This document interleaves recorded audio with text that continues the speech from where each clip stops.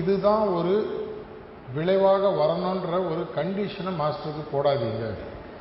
அவங்களோட கையை நீங்கள் கட்டி போட்டுட்டீங்கன்னா அதை விட ஒரு உயரிய விஷயத்தை கொடுக்க முடியும். அப்படி கொடுக்க முடியாத ஒரு நிலைக்கு நீங்கள் மாஸ்டரை தள்ளிடுவீங்க.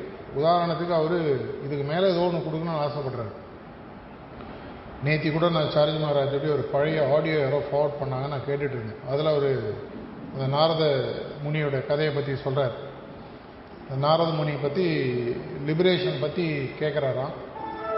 அது கேட்கும்பொழுது கிருஷ்ணர் சொல்கிறாராம், நீ பூலோகத்துக்கு போ, அங்கே போனால் நீ அதை பற்றி கற்றுப்ப.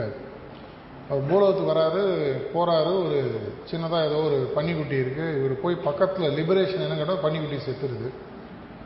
அப்படியே சோகமாக போகிறாரு. அடுத்தது இன்னொரு கண்ணுக்குட்டி, இப்படி ஒன்று கடைசியில் ஒரு குழந்தை.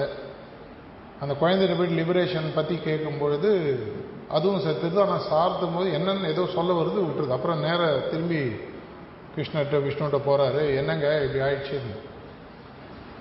அப்போ அவர் சொல்கிறார், உனக்கு எப்பேற்பட்ட ஆன்மீக முன்னேற்றம் இருக்குன்னு உனக்கு தெரியுமா? உன்னுடைய பிரசன்னத்திலே அவங்க லிபரேட் ஆகிட்டாங்க பாரு.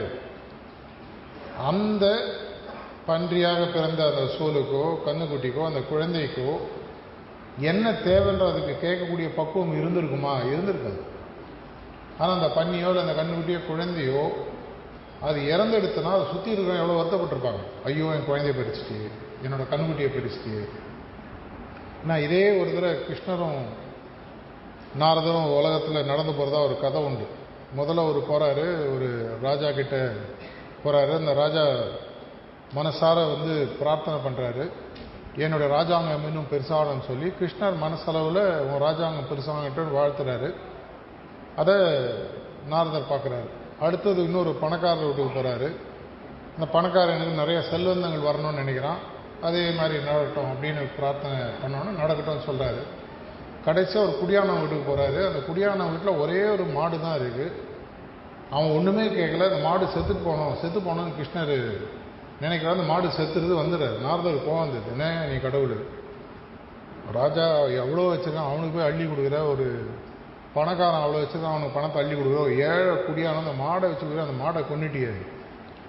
அந்த மாடு தான் அவன் என்னை நோக்கி வர்றதை தடுக்குது, அதனால் அந்த மாடை எடுத்து இப்போ என்னை நோக்கி வந்துடுவான் அப்படின்றது. இந்த கதையை சார்ஜி மகாராஜ் சொல்கிறார். அந்த ராஜாவுக்கு இன்னும் ராஜாங்கம் நிறையா வரும்போது தான் அவனுக்கு கடவுள் மேல் நம்பிக்கை வரும். அப்போ அவன் என்னை நோக்கி வருவான். அந்த பணக்காரன் நிறையா பணம் வந்தோன்னு என்னை தேடி வருவான். இந்த விவசாயி என்னை நோக்கி வரணும்னு நினச்சி நான் அந்த மாட்டை பார்த்துக்கணுமேன்னு சொல்லி மாட்டு மேலே இருந்தாலும் என்னை விட்டுட்டான். மாடை கட் பண்ணி விட்டார்.